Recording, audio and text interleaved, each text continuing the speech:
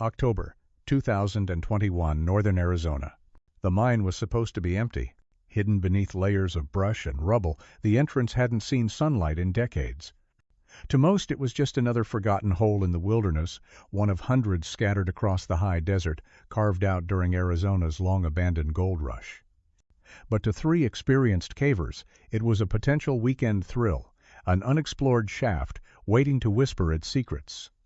They weren't expecting the silence to whisper back. As the group descended into the darkness, the air grew thick, damp with moisture and the smell of decay.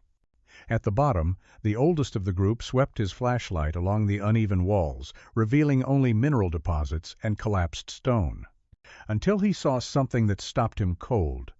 Two long, cylindrical shapes leaning in the corner. At first, they looked like discarded gear, maybe old sleeping bags left behind by reckless explorers. But when he stepped closer, dread coiled in his chest. The sleeping bags, one a dull green, the other a faded blue, were tightly sealed. Not zipped, but sewn shut, from end to end with thick, uneven stitching, like rough twine dragged through canvas by hand. No one does that. No camper, no hiker. This wasn't storage, it was concealment. He didn't open them. Instead, he backed away, breath shallow, and radioed to the surface. "We found something," he said, "something bad." It took hours for law enforcement to reach the site. The mine was remote, far from cell service, deeper still into a region where GPS maps turned to blank screens. The Yavapai County Sheriff's team rappelled into the shaft that evening, careful not to disturb what they quickly realized was a potential crime scene. Inside the crudely sewn sleeping bags were human remains, skeletal, partially mummified by the cool, dry depths. A forensic team retrieved the bodies with painstaking precision. The bags were lifted to the surface, sealed in sterile containers, and flown to the medical examiner's office in Flagstaff. Within 48 hours, dental records confirmed the truth. The remains belonged to Evan Moore and Hannah Price, a young couple who had vanished without a trace 11 years earlier. Their disappearance had baffled police, devastated families, and haunted internet sleuths for over a decade. And now, here they were, deep underground, buried not by nature, but by human hands. The discovery shocked the public not because it solved the mystery, but because it deepened it. Why had their bodies been hidden so deliberately? Who had gone to such gruesome lengths to keep them from being found? And perhaps most disturbing of all, what had happened during those final moments above ground? What began as a casual weekend exploration had become the gateway to a horror story, one that had waited silently for over a decade, buried beneath the rocks of Arizona, waiting to be unearthed. In the early summer of 2010, Phoenix was already beginning to swelter. The desert heat clung to the city like a second skin, and most people took refuge indoors, or planned quick escapes north where the pine forests of northern Arizona offered cooler air and open skies. For Evan Moore and Hannah Price, that's exactly what the weekend had promised. A short road trip, a break from routine, a chance to be alone beneath the stars. They weren't adventurers. They weren't thrill seekers. They were simply in love. Evan, 26, worked as a graphic designer at a small ad agency downtown. He had a quiet demeanor and a dry sense of humor. Hannah, 24, was a registered nurse at St. Joseph's Hospital, bright, practical, with the kind of warmth that made her patients remember her name. They had been dating for just over 2 years.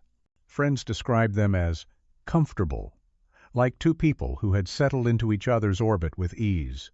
No drama, no secrets, just solid. That Friday morning, the 11th of June, they packed their car. A silver Toyota Corolla, recently serviced, clean and reliable. They loaded their gear methodically: a dome tent, 2 sleeping bags, a small propane stove, snacks, bottled water, maps, and an old Canon camera. Hannah even brought her favorite sweater despite the heat. They weren't going off-grid. The plan was simple. Drive north, stop at Grand Canyon National Park, camp for a night or two, then return to Phoenix by Sunday evening. It was a modest getaway, the kind they'd taken before. Their friends had no reason to worry. But none of them would ever see Evan or Hannah again. The last confirmed sighting of the couple came just after noon on Saturday, the 12th of June. Security footage from a gas station near the south entrance of the Grand Canyon showed the Corolla pulling up to pump number 3.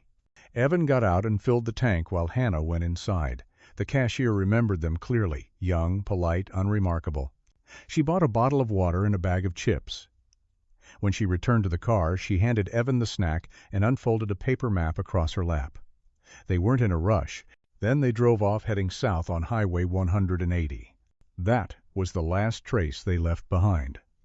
That evening, Hannah was supposed to call her mother, a tradition they never broke, a simple, "We're safe, love you, talk tomorrow" call. It never came. At first, her mom chalked it up to spotty reception. They were out camping, after all, but by Sunday night, the worry was impossible to ignore. By Monday morning, when neither Evan nor Hannah showed up for work, concern turned into panic. Calls to their phones went straight to voicemail. Bank accounts remained untouched. No accidents had been reported, no arrests, no sightings. By the time their families filed official missing person reports on Monday evening, more than 48 hours had passed since their last confirmed stop at the gas station. Time, the most precious commodity in missing persons investigations, had already begun to slip away. The police responded quickly. A search operation was initiated that night, beginning with tracking the couple's cell phones. The last ping from either device had been recorded just south of the Grand Canyon, consistent with their known direction of travel. But then, silence. Both phones had powered off around the same time Saturday afternoon. Whether they were turned off manually or destroyed, no one could say. Investigators also checked bank card activity. The last transaction, $28.14 for gas and snacks at the station on the 12th of June. Since then, nothing. No motel bookings, no meal receipts, no digital breadcrumbs. For a young couple in 2010 the age of ATMs, email, and GPS, their vanishing felt deliberate. But by whose hand? The initial theory was that they'd simply gotten lost or encountered car trouble on a back road. But that assumption started to fray at the edges. Evan was cautious, not the type to wander off course. Their car had just passed inspection, and Hannah was always methodical, a nurse's instinct. Besides, even if they had broken down, they would have walked to find help, used their phones, accessed money, something. But there was nothing. Over the next week, local law enforcement, volunteers, and park rangers canvassed the area. Helicopters swept the forests. K-9 units combed trails. Flyers were posted across small towns and truck stops, but no sign of the car, no sign of them. It was as if they had vanished into the trees. Then, on the 19th of June, exactly 1 week after the gas station footage, a Forest Service officer spotted a silver Toyota tucked just off an overgrown logging road, more than 30 miles south of the canyon. The location was remote, easy to miss. The road itself had long been decommissioned and barely visible from Highway 180. The car was locked, untouched, and inside a story no one could understand. Their belongings were still there, the tent, the sleeping bags, backpacks filled with clothes and toiletries. The glove compartment held their IDs, wallets, and hundreds of dollars in cash. On the passenger seat sat the half-eaten bag of chips and the unfolded map from the gas station. The car keys were placed neatly on the driver's seat. It looked like they had parked, gotten out, and simply never returned. But why leave everything behind? Why not take water, a phone, anything? If they intended to hike, there was no indication of a trail nearby. If they had met someone or something, there was no sign of a struggle. No fingerprints other than their own. No blood, no drag marks, not even tire tracks from another vehicle. For investigators, it was more than a mystery, it was an absence. Everything pointed to a moment, a decision, an encounter, a fork in the road that had occurred just beyond the range of certainty, just outside the camera lens, just past where logic could reach. And so, the forest swallowed the truth, and the case of Evan Moore and Hannah Price slipped into legend. It was a fluke, a moment of luck in a case built on vanishing points. 7 days had passed since Evan Moore and Hannah Price were last seen. 7 long days since the gas station on Highway 64 captured them alive, calm, and unbothered. 7 days of forest searches, sleepless families, and unanswered phones. The investigation was stalling. The trail had gone cold. Then came the sighting. On the morning of the 19th of June, a routine patrolman with the Forest Service named Calvin Hughes was driving through a backwoods region south of the Grand Canyon. He wasn't searching for missing hikers, not directly. His job was to inspect wildfire risk zones near abandoned logging paths, mostly forgotten terrain that had long been reclaimed by brush and silence. That's when he saw the glint of metal. Tucked behind a bend in an overgrown turnoff, a path barely recognizable as a road anymore, was a silver sedan. From a distance, it looked oddly pristine, as if it had been placed there recently, too clean to have endured the elements. The vehicle was parked at an angle, half-shaded by tall pine. It took Calvin a moment to recall the missing persons flyer he'd glanced at earlier that week.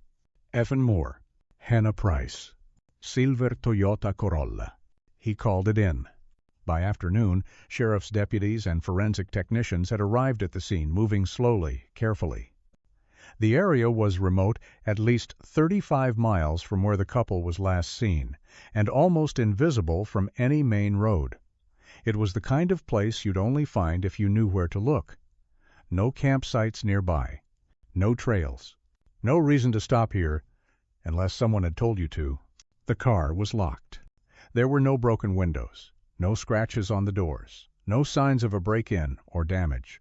The vehicle looked untouched, the way it might after a weekend road trip, when you pull into your driveway and go inside just long enough to forget something important. When investigators opened the doors, nothing made sense. Inside, everything was still in place. The couple's 2 sleeping bags lay folded in the back seat. Backpacks rested neatly beside them, containing their clothes, Hannah's travel journal, sunscreen, even a paperback novel she'd started. In the glove compartment, IDs, health insurance cards, wallets full of cash and credit cards untouched. There were no fingerprints other than Evan and Hannah's. The front seat told a quiet story. A paper map, unfolded and creased, still open to the Kaibab National Forest region. The half-eaten bag of chips they'd bought at the gas station sat crumpled near the console, and the car keys, placed almost deliberately, lay on the driver's seat, as if someone had meant to come back for them. But no one ever did. There were no signs of a struggle. No blood, no broken glass, no torn clothing, no drag marks in the dirt. The grass around the car was undisturbed.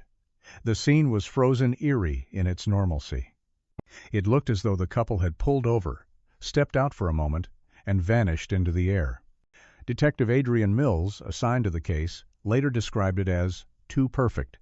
In her report she wrote, "There's no chaos here, no interruption. It's like the scene was paused like they exited frame, and the camera just kept rolling on an empty set." The team brought in cadaver dogs. They picked up a faint trail, 2 sets of footprints leading away from the vehicle. The prints were consistent with Evan's and Hannah's boot sizes, moving in tandem for several hundred yards before disappearing into a rocky patch where no impressions could be recovered. There were no tire tracks. No evidence of another vehicle arriving or departing. No third set of prints. Whatever had happened, it began or ended here. Speculation moved quickly. Had they gone for a walk and gotten lost? Unlikely. The terrain wasn't complex, and they'd left everything behind: food, water, phones, even a flashlight. No experienced camper would make that choice. A voluntary disappearance? The evidence contradicted it. Their money, Idahos, and personal items were still in the car. And by all accounts, Evan and Hannah were happy. No debts, no mental health, red flags, no family tensions. That left only one possibility. Someone had taken them or tricked them into leaving the vehicle behind. But then came the next contradiction. If they were abducted, where was the struggle? Where was the force, the chaos, the evidence of panic? If someone had ambushed them, it didn't happen here. It happened before or after they stepped out. The car was not a crime scene. It was a monument to something that had already begun, quietly and invisibly, just beyond the edges of rational understanding. For the families, the discovery of the car was a double-edged blade. There was relief, a tangible piece of the puzzle, finally. But it came with dread.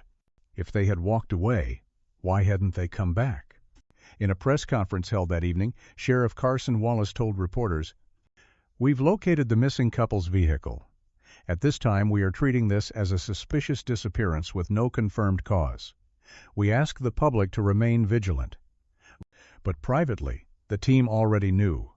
This wasn't a case of lost hikers. It was something else. Search parties returned to the area with renewed urgency. They combed miles of forest. Drones flew overhead. Volunteers walked shoulder to shoulder through the brush. Nothing. Not a shoe print. Not a piece of clothing. Not a sound. The Corolla was towed to the evidence yard in Flagstaff, and for weeks afterward it became the centerpiece of the investigation, a kind of time capsule from the last moments anyone knew Evan and Hannah were still alive. It offered no answers, only more silence. What had drawn them off that road? A stranger in need of help? A voice in the trees? A lie that sounded like safety? No one could say. All that remained was an ordinary car, parked in an extraordinary place, waiting for its owners to come back. But they never did. At first, the forest was loud. Helicopters buzzed overhead. Dogs barked through the undergrowth. Hundreds of boots trampled pine needles in red dust, fanning out across hundreds of square miles. Flyers were stapled to trees, taped to gas station windows, and posted in the lobbies of roadside motels. Evan Moore and Hannah Price were everywhere, on posters, on television, on people's minds. And then, slowly, quietly, they weren't. The first week after the car was found, search crews operated day and night. Local police coordinated with park rangers and volunteer search and rescue teams. The terrain was vast, unforgiving steep canyons, dry riverbeds, thick woods that seemed to shift with the wind. Every possibility was considered. Had they wandered off and fallen into a ravine? Had someone intercepted them? Were they trapped somewhere, waiting? But after 12 days, there was still no sign. Not a shoe, not a phone, not a scream, nothing. Satellite imagery was reviewed. No heat signatures, no tents, no recent human movement that stood out from the desert's quiet hum. Surveillance footage from every business within a 100-mile radius was scrubbed. The last image remained the same. The 12th of June, a gas station, a bottle of water, and a bag of chips. Then came the theories. The most obvious and most terrifying was abduction, a stranger in the woods, a traveler on the road, someone who knew the terrain better than they did.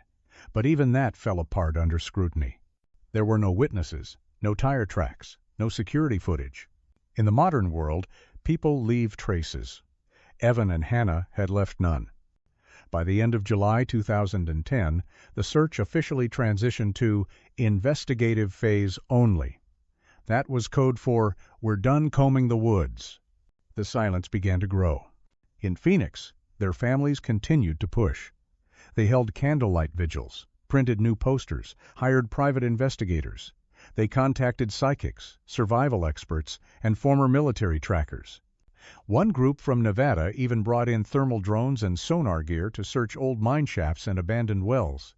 But the desert swallowed it all. By the start of 2011, the case had grown cold.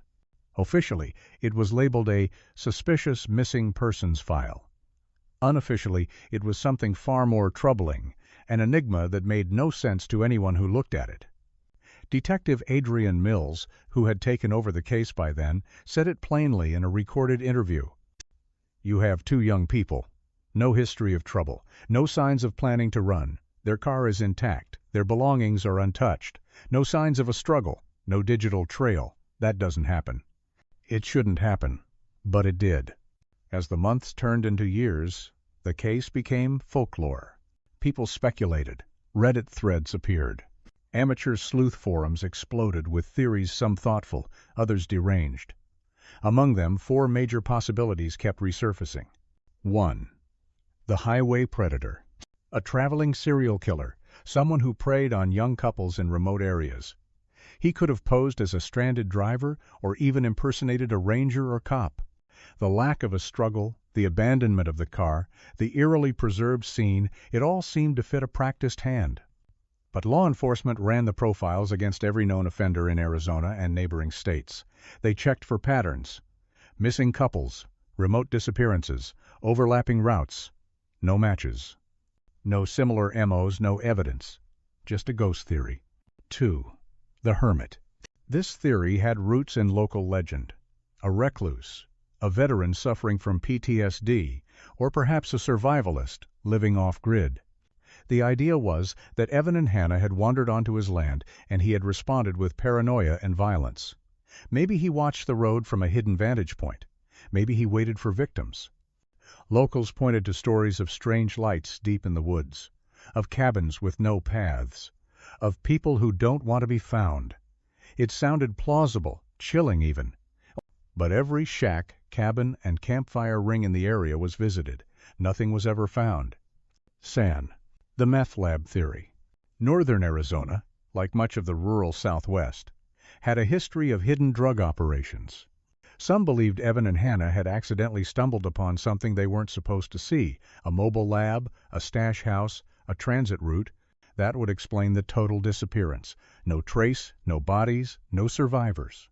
But once again, the evidence didn't align. Police combed narcotics records and conducted sweeps through likely areas. No drug ties, no arrests. No whispers of cartel activity near the site where the car was found. If such an operation had existed, it left no mark. 4. The voluntary vanish. A less popular but persistent theory was that the couple had chosen to disappear, that they'd staged the car, left everything behind, and vanished on purpose. But this theory collapsed under the weight of its own logic. Why leave cash? Why abandon phones? Why bring a camping stove and then not use it? More importantly, why never surface again? None of it made sense. And that, more than anything, kept the case alive in whispers, in inboxes, in chat rooms. By 2015, the case file was transferred to the Cold Case Unit. Detective Mills had since moved to homicide, but she still revisited the folder every year on the anniversary. She kept a copy of their last known photo, smiling outside their Corolla pinned above her desk. Some people fade away. They burn out slowly. Evan and Hannah just snapped off the radar, like a switch. The families held on. Barely. Evan's mother started a blog. Hannah's father appeared on local radio shows. Every year they would relaunch the story. New flyers, new phone numbers, new pleas. But the world moved on. Other cases, other faces, other tragedies. Time has a way of dulling even the sharpest edges. By 2020, the investigation was little more than a few boxes in a climate-controlled archive. Evidence bags labeled Moore Price, printouts of cell tower logs, a dozen maps with highlighter ink long faded. The forest had long since gone quiet again. No clues, no bodies, no answers. And then, in October 2021, 11 years later, the earth finally exhaled. 3 cavers descended into a forgotten mine shaft, and what they found at the bottom changed everything. But that moment, that discovery belonged to a different chapter. For now, the story remained in the space between, where 2 people walked out of view and never came back. The shaft was narrow, a scar in the earth, nearly swallowed by time and silence. It had once been part of a long-forgotten gold rush network, one of thousands carved deep into Arizona's crust in the late 1802nd. Since then, it had been abandoned, its coordinates wiped from memory, its opening nearly erased by fallen rock and creeping brush. No sign marked it, no trail led there. It was invisible, unless you were the kind of person who looked for the forgotten, or the kind of person who needed a place to hide the dead. On the 2nd of October, 2021, 3 amateur cavers, hobbyists who made it their weekend mission to explore old mines, stumbled upon the shaft by accident. One of them, a seasoned climber named Jesse Lang, noticed a strange depression beneath a slope of collapsed stone. They cleared debris and found the entrance, a vertical drop, roughly 30 meters deep. They secured ropes and descended. At the bottom, they expected what most shafts offered: broken tools, dead bats, maybe old lantern shards. Instead, their flashlights found fabric. 2 sleeping bags leaned against the far wall, one green, one blue. At first, Jesse thought they were trash discarded by reckless explorers years ago, but when he moved closer, his stomach twisted. The bags weren't zipped. They were sewn shut end to end, with thick, hand-stitched cord like something used on cattle sacks. The thread was uneven, rushed, coarse. The kind of stitches someone makes in desperation, or with purpose. The air smelled faintly of rot. He didn't touch them. He radioed to the surface. "We need to get out. Now." By nightfall, deputies from Yavapai County had arrived. The area was so remote that they had to hike the final 2 miles on foot. The site was immediately sealed off as a crime scene. By morning, forensic teams from Flagstaff were rappelling into the shaft, cameras in hand, suits zipped tight. It took hours to photograph, sample, and document every detail. Air quality, soil, positioning, fabric, stitch patterns. They collected it all. Then, carefully, the bodies were lifted, each sleeping bag cradled in a sling and hoisted like fragile cargo. At the surface, they were sealed in airtight containers and flown to the medical examiner's office. 2 days later, the confirmation came. The remains inside belonged to Evan Moore and Hannah Price. 11 years missing. 11 years of silence. Now broken by 2 bodies that had waited, sealed in canvas beneath the earth. But with discovery came horror. The autopsy reports were grim, not just in content, but in clarity. The science was precise. The implications were devastating. Evan had died from a blunt force trauma to the back of the skull. A single decisive blow strong enough to fracture the cranial plate and render him unconscious, if not kill him instantly. The shape of the fracture suggested a heavy object, maybe a hammer, maybe a rock wielded with brutal intent. Hannah, on the other hand, had been strangled. Her hyoid bone, the fragile loop of bone in the neck, was fractured. There were no signs of struggle on her limbs, no defensive wounds. It was clean, close, personal. This wasn't an accident. This wasn't a bear attack or wilderness mishap. This was murder, cold and deliberate. But what truly stunned investigators wasn't how they died, it was when they were placed in the mine. The forensic entomologist's report changed everything. By analyzing insect activity on the remains, particularly the colonization pattern of necrophagous species, blowflies, beetles, and others, the experts could estimate the post-mortem interval. What they found was chilling. Evan and Hannah had not been dumped into the shaft immediately after death. They had been dead for 24 to 48 hours before being hidden, which meant someone had stored their bodies for at least a full day, possibly longer somewhere else. The implications hit investigators like a hammer. This wasn't a panic killing. This wasn't a spontaneous act of rage followed by hurried disposal. No, this was a sequence, a plan. Someone killed them, moved them, kept them hidden, sewed their bodies into sleeping bags, then transported them carefully, methodically, to an obscure mine shaft known to almost no one, and lowered them into darkness. That someone had time, that someone had a place, a basement, a shed, a trapdoor room in a remote cabin, something private where no one would stumble upon 2 corpses waiting to be buried in silence. More terrifying still, the sewing. Why seal the bags with twine? Why go through that process instead of simply dumping the bodies? Detective Adrian Mills called it ritualized concealment, not just disposaleroscher.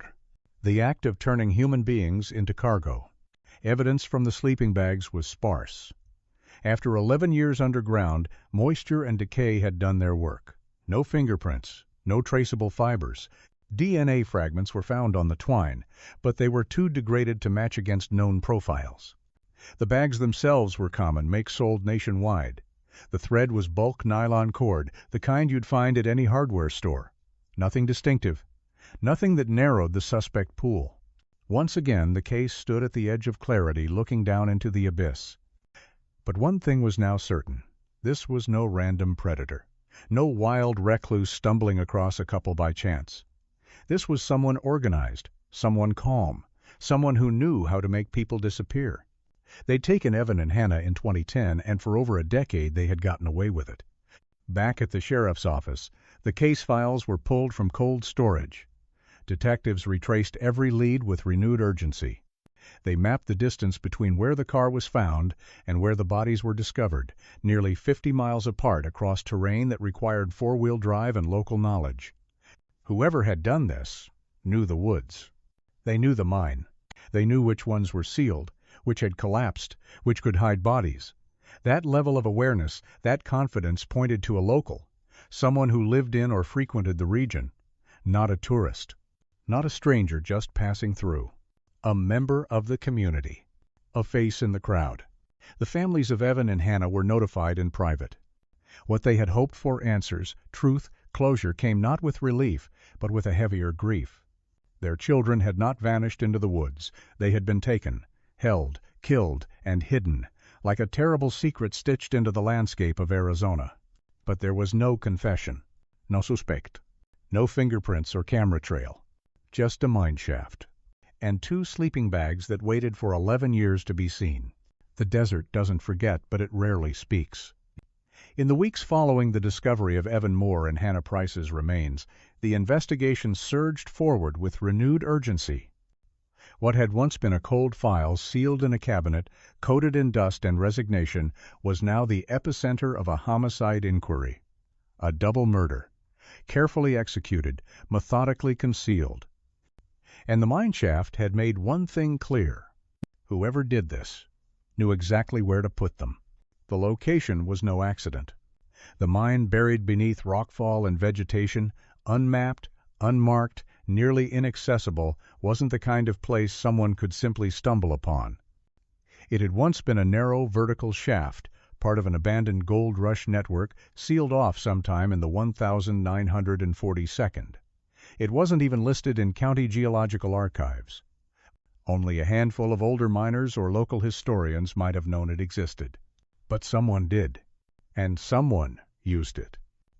Detective Adrian Mills called it topographic intimacy, a deep, working knowledge of the terrain. This wasn't someone passing through on vacation.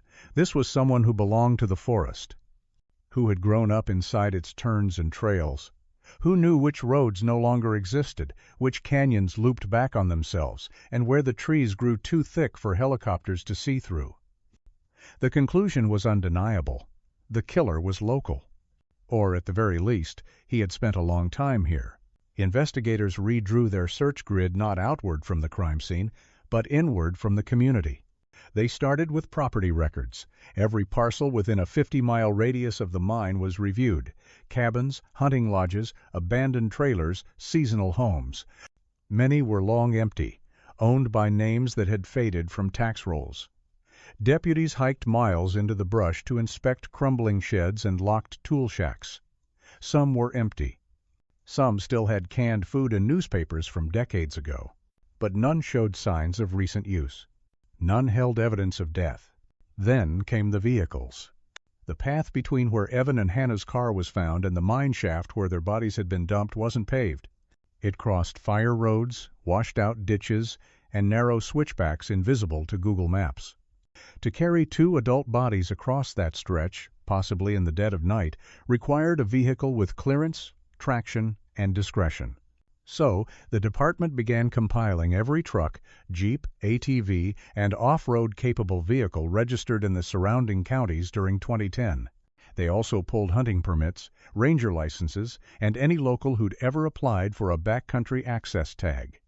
The list ballooned into the hundreds. They conducted interviews. Quiet knocks on doors. Polite but firm questions. Where were you in June of 2010? Most cooperated. A few didn't, but none led anywhere. From there, attention shifted to the past. Old police files were reopened. Investigators combed through criminal records from as far back as the 1982nd, zeroing in on anyone with violent tendencies, especially those with prior charges of assault, unlawful confinement, or stalking. Former convicts, parolees, known domestic abusers, anyone with a history of rage. But none of them matched. Not in age, not in geography, not in skill set. And none of them had ever owned or accessed a property anywhere near that specific mine. Frustration deepened. The physical evidence collected from the scene, the sleeping bags, the stitching thread, the soil samples, yielded nothing conclusive. DNA traces found on the bags were too degraded to identify. No usable fingerprints. No hair. No fibers that could be traced to a manufacturer. Whoever the killer was, they had been careful. Too careful. Almost practiced. Detective Mills considered the possibility. Was this his first time? Or just the first time he had been found? The FBI's Behavioral Analysis Unit was consulted. A profiler reviewed the case files and issued a chilling hypothesis. This subject exhibits a rare duality. He is organized enough to plan the concealment of two bodies across multiple locations and disorganized enough to commit two different types of murder. One blunt force trauma. One strangulation. That suggests impulse. Followed by control.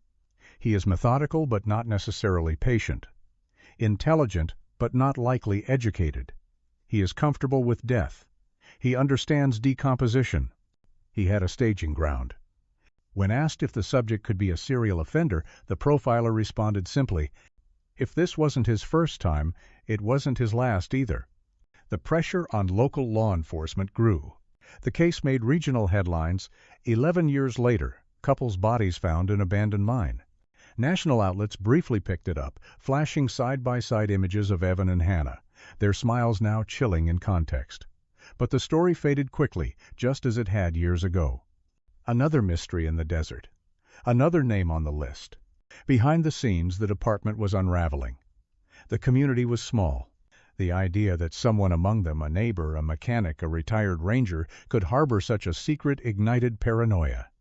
One deputy quietly confessed to Mills, "I grew up out here, I know these woods, and now I look at every guy in town like he's the devil." Weeks passed. Then months. Tip lines dried up. The trail once again disappeared. What lingered was the profile, the shadow of a man no one could name. A man who knew how to navigate, undetected, how to lift bodies, how to sew canvas shut with butcher's cord. A man who knew the forest better than the people tasked with searching it. A man who could kill, clean, carry, and vanish all within a weekend. He might still live nearby. Might shop at the same grocery store. Might wave politely when he passes the sheriff's cruiser.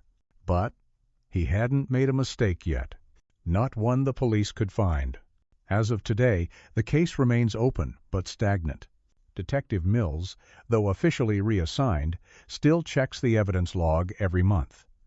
Still drives out to the mine road when the air is dry and the wind dies down. She doesn't say it aloud, but deep down she knows. He's still here. Somewhere. Watching the woods. Waiting for someone else to walk off the road. Some predators don't hide in the shadows. They wear uniforms. Sell you coffee. Wave from across the street. Others, the rare ones, hide in plain air, blending so perfectly into the backdrop of everyday life that no one even thinks to look their way. They know the trees like roads, the dirt like maps, and the silence like scripture. To find the person who killed Evan Moore and Hannah Price, investigators had to abandon logic. This wasn't a robbery gone wrong. It wasn't spontaneous rage. There was no panic, no chaos, no trail. This was intent. This was ritual. The working theory, refined over months of psychological analysis and geographic profiling, pointed to one possibility: a man who lived two lives. On the surface, he was ordinary, perhaps even respected. He could be a retired fireman, a mechanic, or a seasonal guide, someone with an excuse to come and go through the back roads of northern Arizona without raising suspicion. But, underneath, something else lived. Something cold and meticulous. A psyche fractured but controlled. Not wild, but selective. He didn't kill because he had to. He killed because he could. And he had created a territory for it. The Kaibab National Forest, the winding arteries of dirt trails, the miles of unmarked land. It wasn't just where he dumped bodies. It was where he hunted, where he waited, where he studied. The encounter. Investigators believe the moment of contact, the split second where Evan and Hannah's lives veered from a weekend getaway to something fatal, was likely innocuous. They may have pulled over to take a photo, to stretch their legs, to breathe the air. And then he appeared. Alone. Calm. Unassuming. Maybe he asked for help. A flat tire. Directions. A lost dog. Maybe he flashed a badge that wasn't real. Whatever it was, it lowered their guard just enough. No screams. No blood in the car. No signs of restraint. That suggests they left willingly at first, possibly believing they were helping someone, possibly feeling safe. Until the switch flipped. The kill. The forensic evidence was clinical, but told a story. Evan had been hit from behind, hard enough to end his life instantly. That blow wasn't defensive. It wasn't a scuffle. It was a takedown. It suggests the killer neutralized the physical threat first, then turned to Hannah. Strangled. Quiet. Personnel.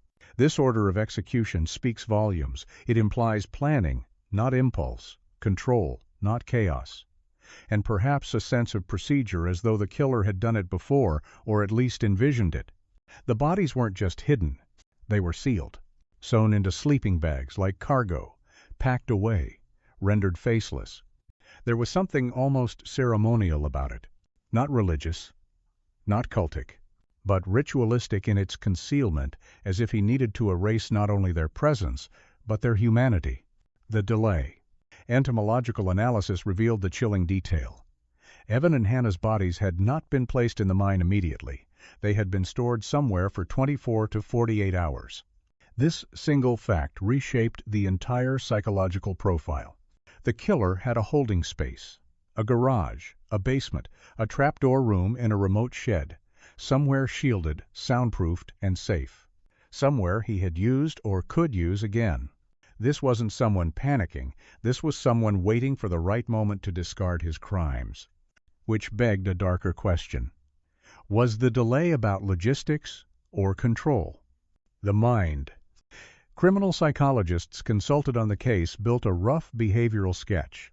Male, likely in his late 32nd to early 52nd during the time of the crime. Highly familiar with the region, either raised there or had spent years working in remote wilderness.